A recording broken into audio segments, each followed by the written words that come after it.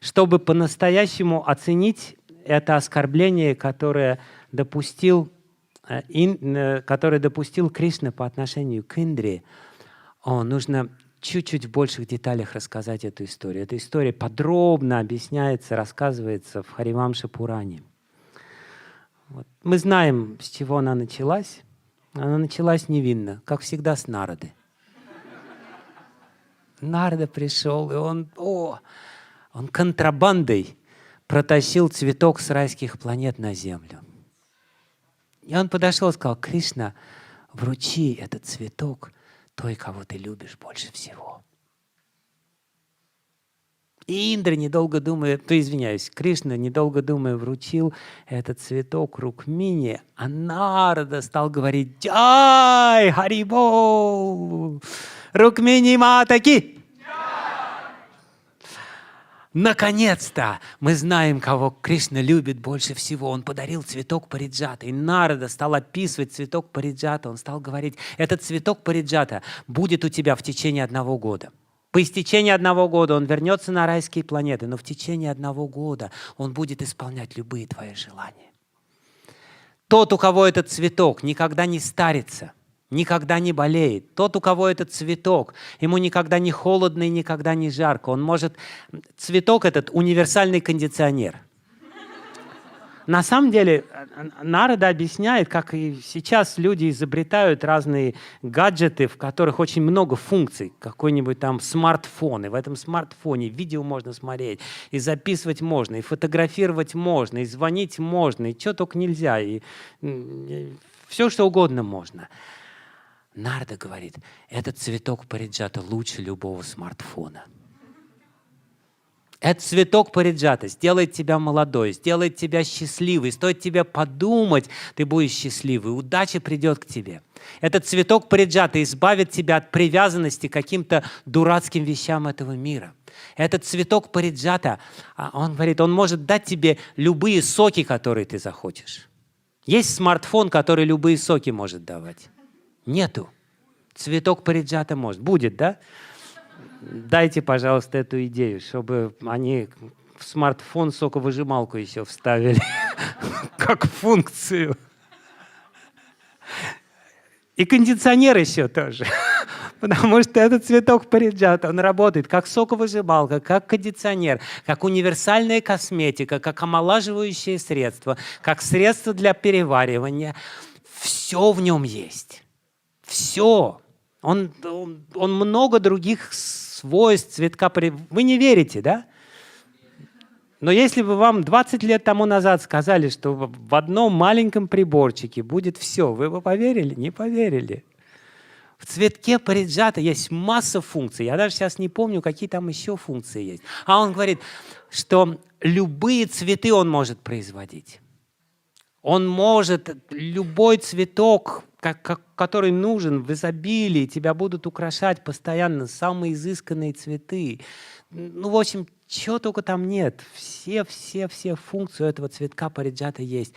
И Нарада говорит, ну теперь Сатьябама поймет, кого Кришна любит больше всего. Нарада это громко перед всеми сказал. Ну и все остальные, Калинди, Джамбавати, они все поймут, кого по-настоящему любит Кришна. Наконец-то это стало ясно. И он обнял Кришну. Кришна, спасибо. Вах. И Рукмини одела цветок и скромно потупила глаза. А Сатьябама услышала об этом. Вах. Сатьябама сняла свои украшения, сняла с себя свою сари, одела простое белое сари, распустила волосы и зашла в комнату гнева. Во дворцах царей всегда на женской половине была комната гнева. Ведические женщины скандалов не устраивали. Они одевали белые сари, распускали волосы и заходили в комнату гнева. Муж знал, у меня проблема. Со своими служанками Сатьябама зашла в эти покои гнева. Она легла на пол И она иногда вставала, иногда она падала, иногда она била себя в грудь, и она вспоминала, как этот Нарада на глазах у всех сказал: Рукмини самая любимая.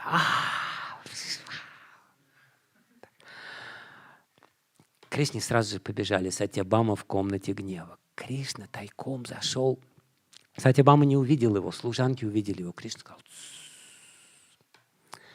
и Кришна сзади подошел, ему хотелось узнать, в чем дело. И Сатьябама причитала, она падала, она плакала. Кришна стоял сзади, она его не видела. И вдруг она почувствовала запах цветка париджата. Потому что этот цветок париджата, особый цветок, у него такой аромат. Этот аромат невозможно ни с чем спутать. И он такой сильный, что если человек просто понюхал этот цветок, он будет источать этот аромат неделями. И эта Сатьябама, она стала нюхать. И этот цветок ударил ей в нос, она стала искать источник этого цветка, она стала смотреть по сторонам, она стала спрашивать у своих служанок, откуда идет этот запах, что это за поразительный запах, этот запах сводит меня с ума. И служанки, которые знали, откуда исходит этот запах, они скромно потупились, они сказали: мы не знаем, откуда исходит этот запах. И она стала вертеть головой, она увидела Кришну. И она все поняла. Это запах цветка париджата, который исходит от Кришны. Она рухнула, как подкошенная, на пол. И Кришна стал говорить: что с тобой? Что случилось?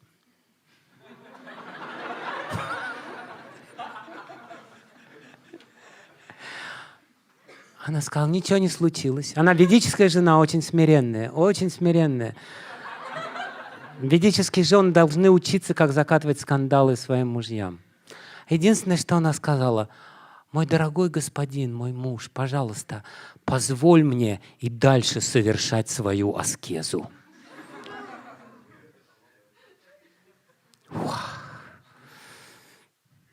Чувствуете, как в культурных семьях ссорится муж?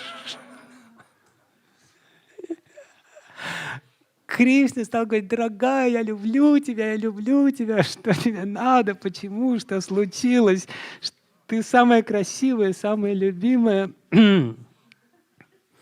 Она произнесла только одно слово: Нарада. Почему он это сказал? Кришна все понял. Он сказал: это пустяк. Для тебя, у тебя будет целое дерево париджата. Он сказал: дерево? Ну, если дерево, то тогда я не буду совершать аскезу.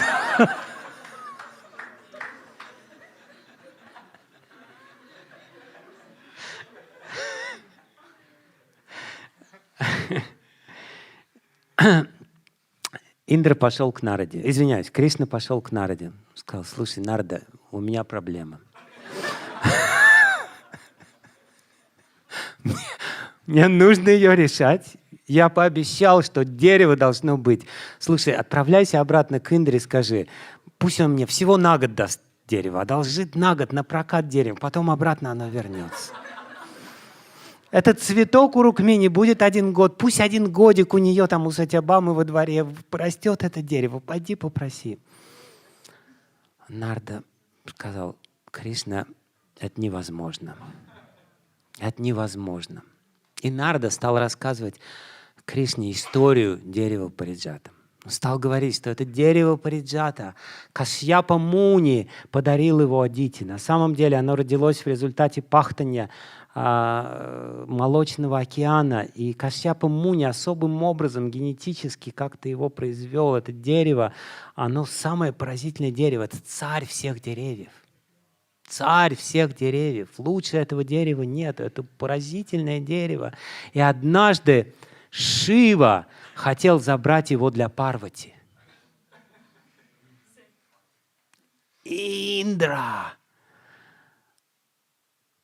пал в ноги к Шиве и стал говорить: только не это, потому что моя жена очень привязана к этому дереву. Только не это. Шива сказал: да ладно. И Шива посмотрел, и на горе выросла огромная роща этих деревьев. Он не стал забирать это одно дерево, которое там у Индры. А Индра сказал: спасибо большое. И Нарада говорит, что Шива у него просил, тот не отдал. Он не отдаст тебе никогда, ни за что. И Кришна говорит: ну ты все равно попроси у него по-хорошему. Потому что он же мой старший брат. А старший брат должен выполнять все желания младших братьев. Я думаю, что он даст тебе это дерево. Ты скажи, что ты старший брат, старшие братья должны исполнять желания своих младших братьев, как отец исполняет желания своих несмышленных детей. Нарада говорит: ну ладно, я пойду. И Кришна, слушайте, Кришна же специально устроил всю эту вещь. Специально. Нарада специально все это сделал для того, чтобы, в конце концов, для чего все это было сделано? Для того, чтобы показать, как привязан Индра. И если мы посмотрим на нашу с вами жизнь, Кришна очень много вещей делает, чтобы показать нам и всем остальным, что? Как мы привязаны. К глупым вещам, к глупостям, каким-то дурацким вещам. Что дальше случилось? Дальше случилась замечательная вещь. Слушайте, это потрясающий рассказ. Нарада прилетел к Индре.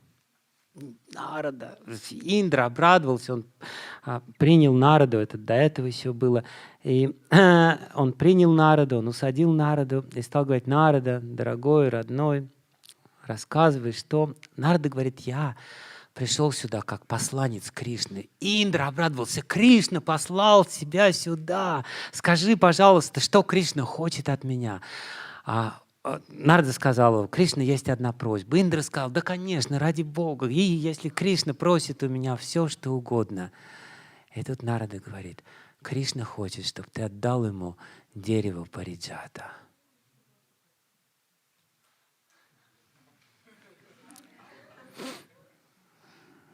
Индра задумался. Он стал говорить. Слушайте, как он стал говорить. Он стал говорить: он Бог. Все и так принадлежит ему.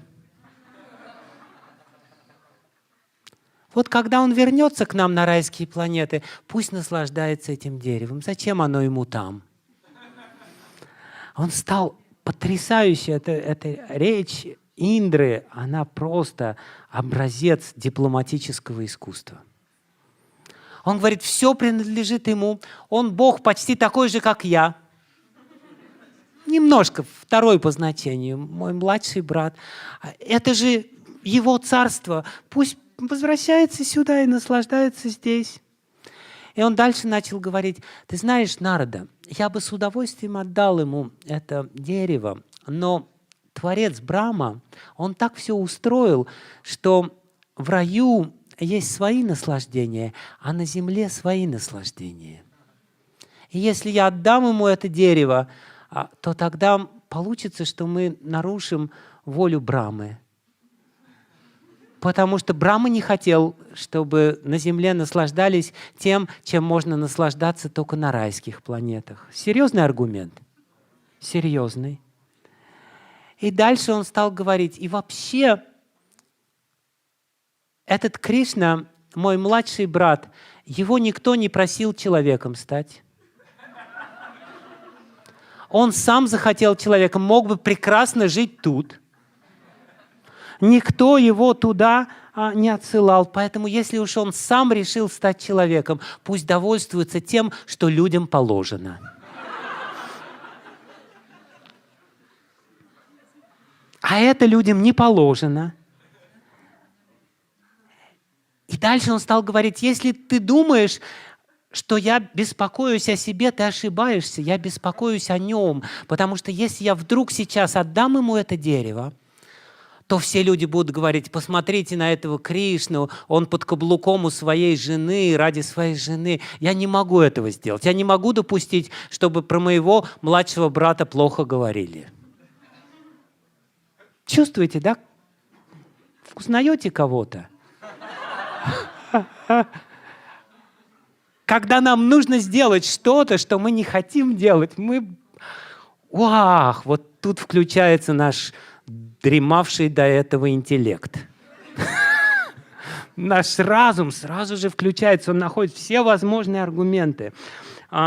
Дальше он говорит, дальше он признается немного. Он говорит, если я допущу это, то меня никто не будет уважать, начиная с моей собственной жены, поэтому я не могу этого допустить. Он как бы на ухо говорит, я не могу этого допустить. И потом он говорит, если вдруг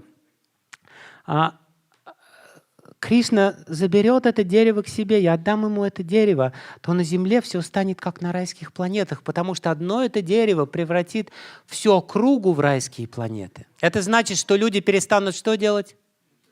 Жертвоприношение соблюдать. Это значит, весь порядок нарушится, потому что зачем им соблюдать жертвоприношение, если они все от этого дерева париджата могут получить? И если, то есть они перестанут делать жертвоприношения, перестанут кормить нас, и в результате этого они даже не захотят в рай, потому что им и так хорошо будет. Иначе говоря, одним этим актом мы разрушим весь мир. Нет, ты знаешь, я никак не могу этого сделать. Пусть он возвращается сюда и пусть наслаждается. И дальше он говорит, слушайте, это Индра. Он самый лучший из всех царей. Цари, знатоки чего? Какого искусства? Дипломатии. Говорит, слушай, Нарада, ты запомнил все аргументы, которые я тебе сказал, да? Ты ему, пожалуйста, так объясни, чтобы он сам понял, что ему же будет лучше, если я ему это дерево не отдам. Пожалуйста, ему как следует объясни. Ты же, Нарада, мы же с тобой друзья, правильно? Пожалуйста, ты уж постарайся ему это объяснить как следует. И я еще в придачу много-много украшений для его жены пошлю. Может, ей украшения эти хватит? Пожалуйста, передай ей украшения. И дальше он говорит, этот Кришна уже столько мне всего сделал. И я терпел, но мое терпение когда-нибудь может лопнуть. Я терплю только потому, что он мой младший брат. Пожалуйста. И дальше под конец он говорит, похоже, и слушайте, это Индра, похоже, что мой младший брат, оказавшись на земле, попал под влияние гун страсти и невежества.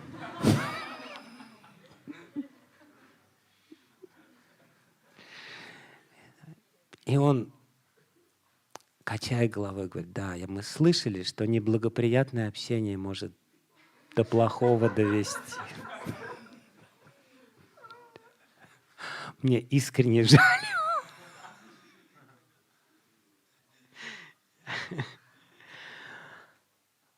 Мы знаем, что случилось потом. Шримад Бхагаватам описывает эту историю, как Кришна взял Сатьябаму, как Кришна не просто победил Индру, как Кришна на глазах у своей жены взял Сатьябаму, прихватил дерево и заодно дворец собрания от Индры. Ну, так уж на всякий случай, чтобы окончательно все было ясно. Так.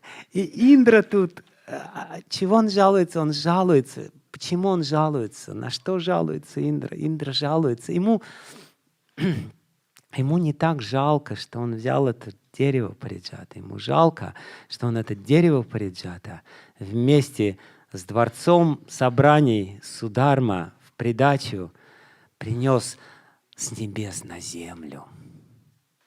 Это его вещи, его наслаждение. Ладно бы, если бы он где-нибудь там, если бы он это на Вайкунтху унес, ему бы не так обидно было. А он это сюда, на землю принес. Я хотел вам одну последнюю вещь сказать в связи с этим. Это дерево париджата до сих пор есть на земле.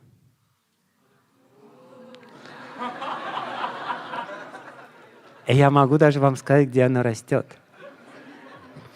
У кого появилось желание туда отправиться? Это на самом деле поразительная вещь. В Гугле вы его найдете. Если вы наберете париджата и кунти, наберите еще кунти. Это дерево париджата. Есть уникальное дерево на земле. оно одно единственное. Дерево такого вида, деревьев такого вида нигде больше нет на Земле. Оно мужского пола, то есть оно дает цветы. Есть деревья двухполые, это дерево мужского пола. Женских особей нету. И это дерево очень редко, раз в несколько лет, приносит цветы. И когда цветы появляются там, аромат этих цветов распространяется на много-много километров. Дерево гигантское, оно 15 метров в обхвате. Гигантское дерево. И жители, оно считается святым деревом, оно считается деревом желаний, исполняющим все желания. И люди туда, особенно молодожены, они приходят туда, к этому дереву, просят, чтобы оно исполнило желание. И местные жители каждый вторник устраивают пуджу, огромный праздник, поклоняются этому дереву. Дерево находится недалеко от Лакнау, в деревне. Как оно туда попало, это трудно сказать. Но, по крайней мере, есть некоторые признаки того. Кто-то считает, что это то самое дерево Париджата, которое Кришна принес. Так вот, мой честный вопрос к вам. Кто туда захотел поехать? Деревня называется Кинтур.